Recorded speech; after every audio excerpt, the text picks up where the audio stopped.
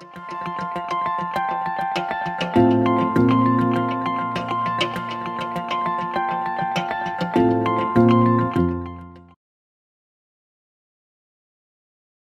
aujourd'hui, on va parler des thérapies géniques et de la douleur et où on en est aujourd'hui au niveau de cette nouvelle méthode pour possiblement transformer la gestion de la douleur. Donc tout d'abord, aujourd'hui, qu'est-ce qu'on sert pour la douleur? On a, comme vous le savez certainement, on a plusieurs médicaments qui sont prescrits assez communément, donc tout ce qui est paracétamol, donc l'acétaminophène. On a les anti-inflammatoires comme l'ibuprofène, naproxène. On a des glucocorticoïdes qui peuvent aussi être prescrits dans des cas un peu plus graves. Et on a des cannabinoïdes aussi qui aujourd'hui, le cannabis médical est de plus en plus utilisé pour la gestion de certains types de douleurs. On a les opioïdes qui sont d'une manière générale plus forts, mais qui ont beaucoup d'effets secondaires, comme on le voit dans les nouvelles et en général. Et on a les inhibiteurs calciques aussi, comme le Lyrica. Je ne sais pas si vous en avez entendu parler. Donc, tous ces analgésiques, ces antidouleurs, sont un peu la panoplie de ce qu'on peut utiliser aujourd'hui pour gérer la douleur, mais malheureusement, ils ne sont pas suffisants, car dans beaucoup de cas, déjà, on doit avoir recours aux opioïdes, parce que les autres ne suffisent pas. Et les opioïdes, comme je l'ai dit, ont des effets secondaires importants, comme l'addiction, la constipation, et ces effets secondaires sont vraiment indésirables. Donc c'est pour ça qu'aujourd'hui, on essaie de chercher de nouvelles approches pour gérer la douleur. Quelles sont ces nouvelles approches et quelles nouvelles possibilités on a aujourd'hui? Christine va commencer avec ça. Parfait, merci. Donc, d'abord, ce qu'on voulait faire, c'était un peu vous présenter le concept de la thérapie génique. Qu'est-ce que c'est? Comment ça se compare à des médicaments classiques et à ce dont on pense quand on pense à un médicament classique. Donc, juste pour avoir une petite comparaison générale, quand on pense à un médicament classique, on pense à un composé chimique. Pour une thérapie génique, c'est du matériel génétique qui va avoir un effet dans le corps du patient. De la même façon, l'enveloppe d'un médicament classique, c'est en général une enveloppe comestible, que ce soit du Advil ou du Tylenol, ou alors un sérum physiologique qui peut être injecté en intraveineuse. Parfois, il s'agit d'une crème, donc des graisses ou quelque chose comme ça. Pour une thérapie génique, le mode d'enveloppe, c'est un mode viral. Donc, on utilise l'enveloppe d'un virus. Pareil pour les modes d'administration. Les modes d'administration des médicaments classiques, on pense à une pilule, on pense à une crème, parfois une injection. Quand il s'agit d'une thérapie génique, c'est presque toujours une injection. Et enfin, peut-être de la façon la plus importante, les médicaments classiques ont en général des effets qui sont à court terme. C'est quelque chose qu'on ingère ou qui est administré de façon topique, donc c'est métabolisé par les reins, le foie, et c'est quelque chose qui a une durée de vie et donc une durée d'efficacité assez courte. Pour la thérapie génique, c'est quelque chose qui rentre dans les cellules et qui va donc avoir un effet à longue durée qui peut même être permanent. Donc c'est quelque chose qui a un certain avantage de ce point de vue-là, c'est que le métabolisme ne se fait pas de la même façon, donc on affecte moins les reins et le foie, et on a un effet qui est à beaucoup plus longue durée. Et c'est ça qui est vraiment intéressant avec les thérapies géniques, c'est qu'on n'a plus le besoin de prendre toutes ces pilules, quoi. Donc juste pour rentrer un petit peu plus dans les détails, quels sont les mécanismes de la thérapie génique? Qu'est-ce que c'est? Où est-ce que ça va? Et comment ça fonctionne? Le principe vraiment fondamental de la thérapie génique, c'est, comme la majorité des traitements d'ailleurs, il s'agit d'un mécanisme de livraison. Dans notre cas, c'est un virus ou une enveloppe virale qui est combiné à un mécanisme d'action. Contrairement à un médicament classique, quand il s'agit d'une thérapie génique, c'est un gène ou c'est en tout cas du matériel génétique. Donc, comme c'est un sujet qui peut être assez complexe, avec Quentin, à une analogie qui est beaucoup plus simple, que tout le monde connaît, qui est le système de la poste, en fait. Donc, si on prend l'exemple d'une lettre, une lettre classique, les fêtes arrivent, tout le monde veut envoyer des colis. Il y a 3 éléments fondamentaux quand on veut envoyer une lettre. Il y a d'abord l'enveloppe, ça peut être une boîte, une enveloppe classique, mais en tout cas, il faut mettre ce qu'on veut envoyer dans un paquet. Ensuite, il y a une adresse, c'est ce qui va s'occuper, c'est ce qui va assurer en tout cas que notre paquet arrive à la bonne destination. Et ensuite, il y a le contenu, ce qu'on voulait envoyer à la base.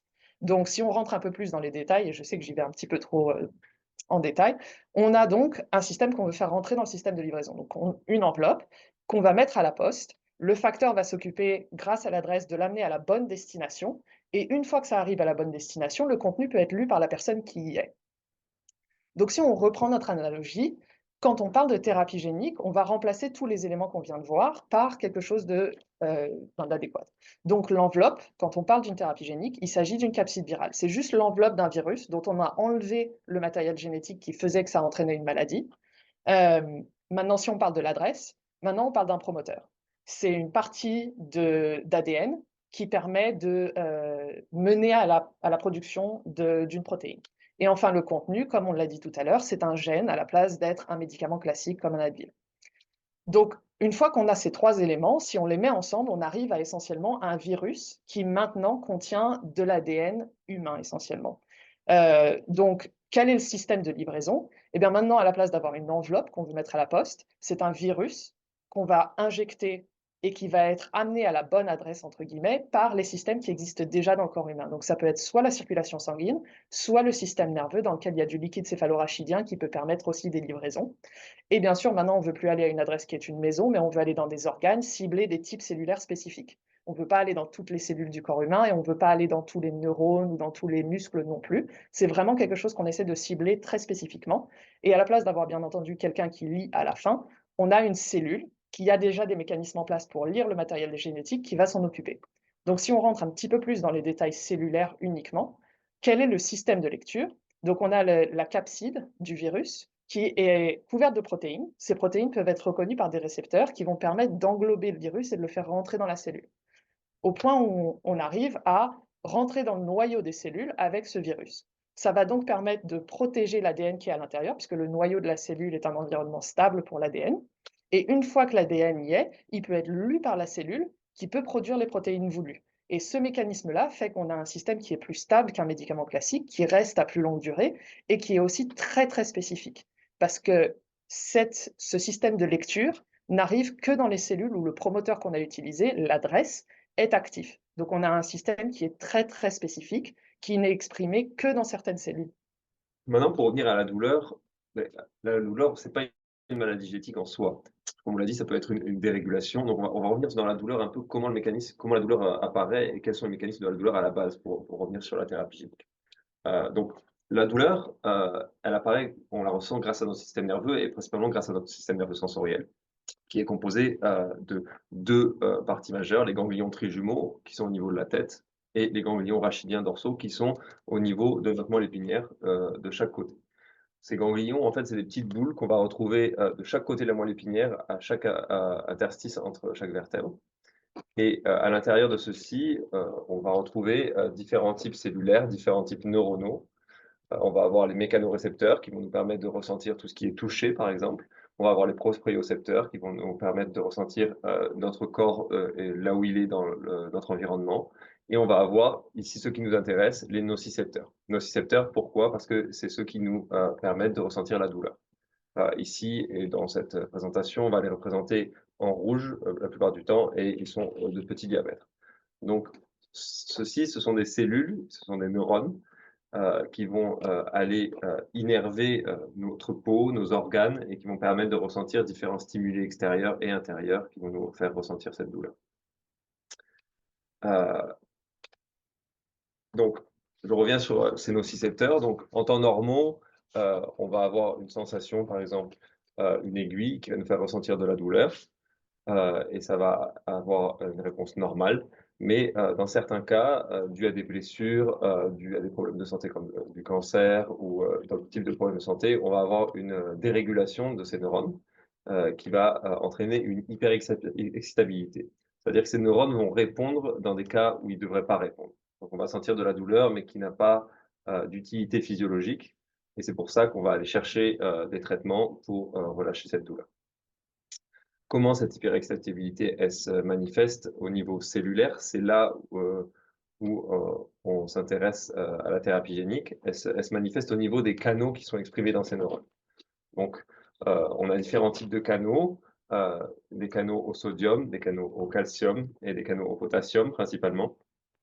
Et quand on est dans des situations d'hyperexcitabilité, ces canaux vont avoir ou une expression accrue ou une expression diminuée pour les canaux au potassium. Et c'est sur ça qu'on veut essayer de jouer avec les thérapies géniques. On veut essayer de réguler l'expression de ces canaux pour les remettre à un état normal. Ces canaux, juste pour aller un peu plus en détail dedans, sont des protéines qui vont être codées par des gènes aussi qui sont exprimés par la cellule.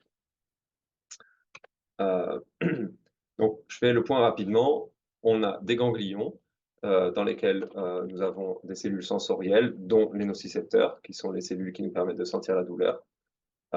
Ces nocicepteurs, ils vont aller innerver tous nos organes, notre peau, et ils vont aussi être connectés à notre moelle épinière. C'est ce qui va nous permettre de ressentir ça de façon émotionnelle, parce que tout ce signal va remonter jusqu'au cerveau. Et ces nocicepteurs, ils expriment différents types de canaux, dépendamment de quels stimuli ils sont spécialisés pour répondre. Donc, il va y avoir différents types de stimuli de douleur. On va avoir la douleur liée au froid, au chaud, etc. Donc, ils vont avoir toute une panoplie de ces canaux exprimés. Et quand ils sont dérégulés, on a une surexpression ou une sous-expression.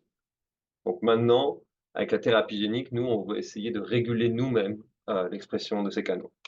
Et comment les réguler? On peut, par exemple, réduire leur expression, on peut augmenter leur expression, ou on peut aussi amener un tout nouveau canal ionique qui n'est pas exprimé dans ces cellules à la base. Et un canal synthétique, c'est d'ailleurs ce que je fais, moi, de façon expérimentale chez les souris, dans ma recherche. Donc, la thérapie génique, pour revenir à l'analogie de la lettre, Justine parlait de virus, et on a différents types de virus qu'on peut utiliser. Donc, la recherche nous a permis d'étudier tous ces types de virus qui ont créé des maladies à la base chez l'homme, et de s'en servir pour en fait comme des outils. Donc, on a réussi à vraiment à étudier ces virus en détail et à les modifier pour s'en servir comme des outils et plus comme des vecteurs de pathogénicité. Donc on a différents types et ils ont différentes propriétés. Certains vont avoir une possibilité d'emporter plus d'ADN que d'autres. D'autres vont avoir une expression à plus long terme dans la vie.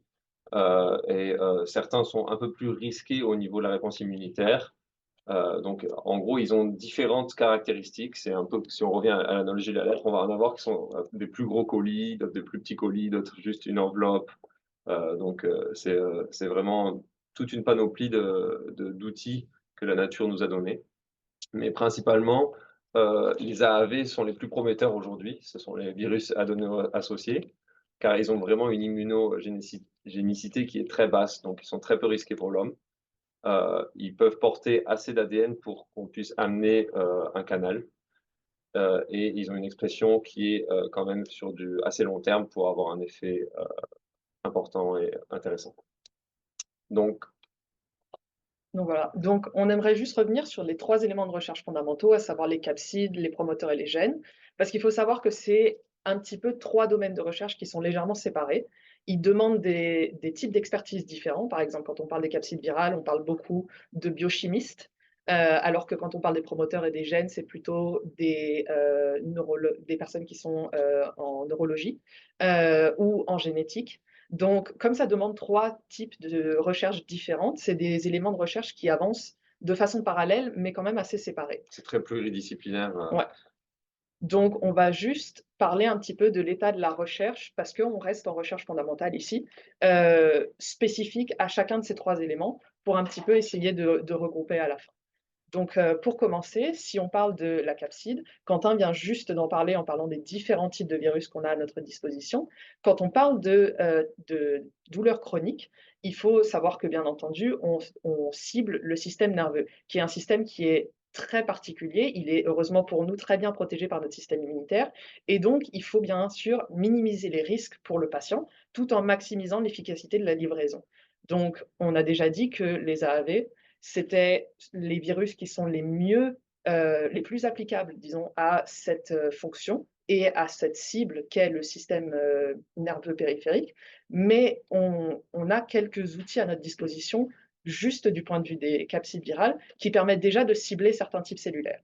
Donc, comme je l'ai dit précédemment, les virus sont reconnus grâce aux protéines qu'ils expriment par des récepteurs qui sont déjà présents dans les cellules du corps humain.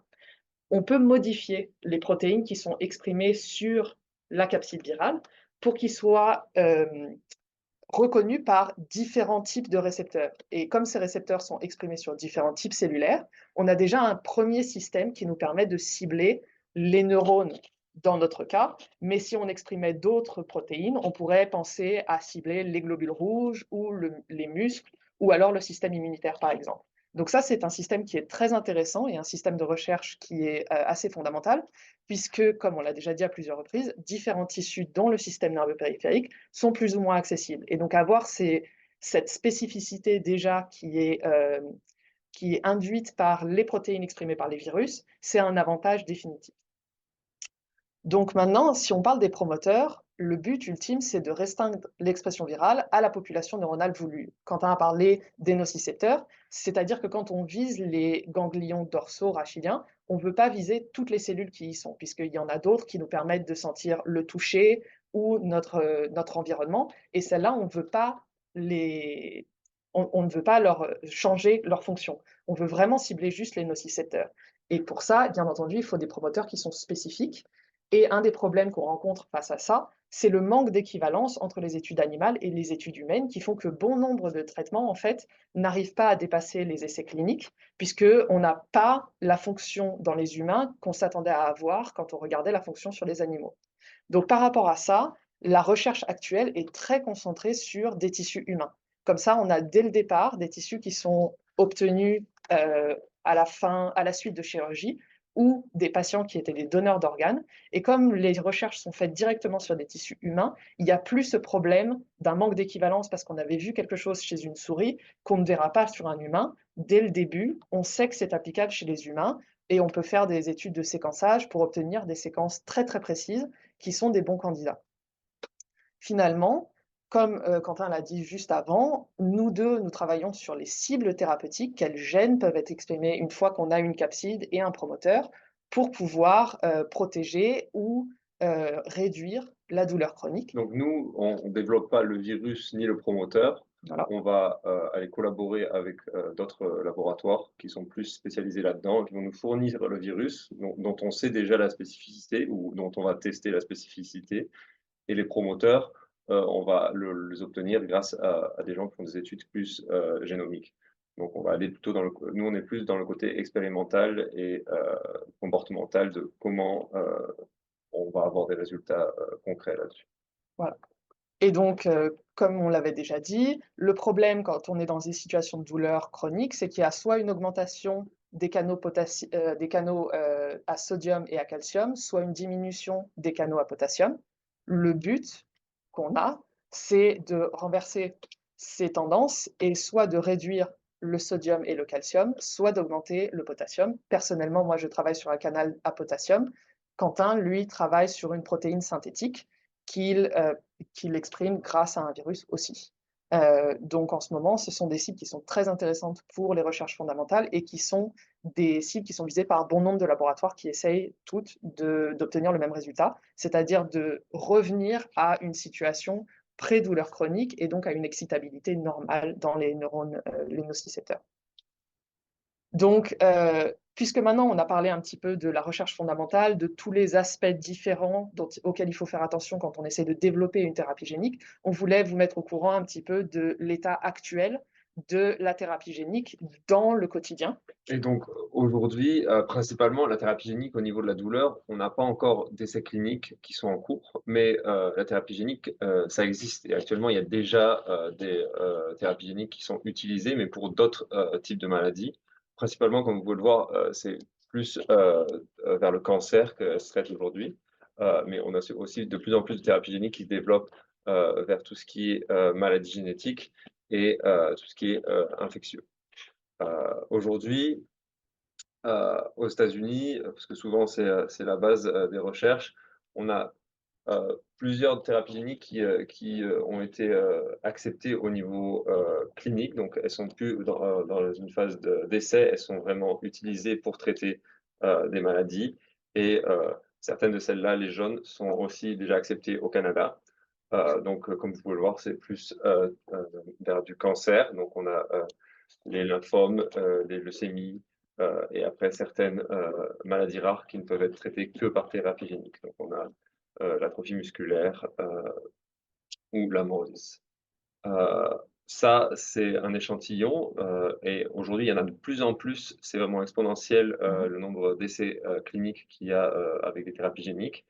Et il y a beaucoup plus de recherches fondamentales aussi au niveau thérapie génique sur la douleur. Donc, ça ne saurait tarder qu'il y ait des essais cliniques chez l'humain. Il y a aussi, ouais, voilà, c'est ça,